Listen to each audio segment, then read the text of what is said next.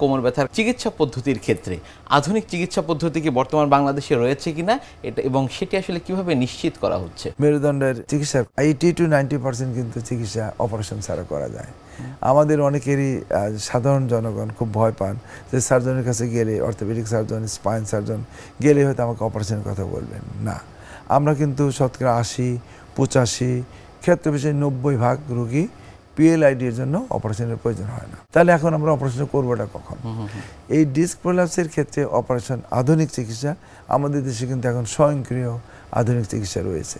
যেমন সার্জারি আমরা কখন করব সেটা যদি আমরা বলি, যখন একটা রোগীকে আমরা তাকে ওষুধপত্র দিলাম, ব্যায়াম থেরাপি করলাম, নিয়ম কানুন বানালাম, সমস্ত কিছু আমরা করছি, তারপরে রোগী ভালো হচ্ছে না এবং দেখা যাচ্ছে তার দাঁড়ালে, হাঁটলে পায়ের দিকে ব্যথা, একটু দাঁড়ালে এসে বসতে হয়, তখন কিন্তু একটা ইন্ডিকেশন সার্জারি।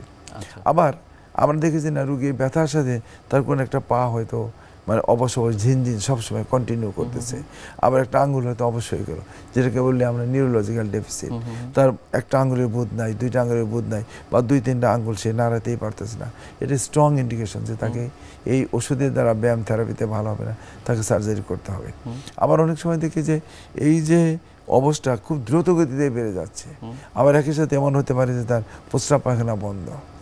এইরকম ক্ষেত্রে কিন্তু স্ট্রংলি ইন্ডিকেটেড ফর সার্জারি।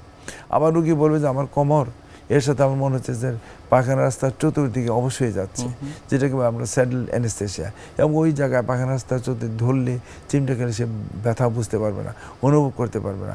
এইরকম কন্ডিশনগুলোকে ইনহেরিশন, তার প্রস্রাব পায়খানা বন্ধ হয়ে গেল, প্রস্রাব হয়ে যাচ্ছে অথবা প্রস্রাব হচ্ছেই না, পায়খানা হয়ে যাচ্ছে অথবা পায়খানা হচ্ছে না, মানে দুইটাই ইন্ডিকেটেড যে এইরকম কন্ডিশন আমরা সার্জারি করি। এখন কিন্তু আমরা রোগীর আজকে অপারেশন করলাম, আজকে সকালে করে বিকেলে আমরা হাঁটতে দিই। তাহলে কেন? কারণ আগে যে পদ্ধতিতে অপারেশন হতো, এখন পদ্ধতি অনেক ডেভেলপ।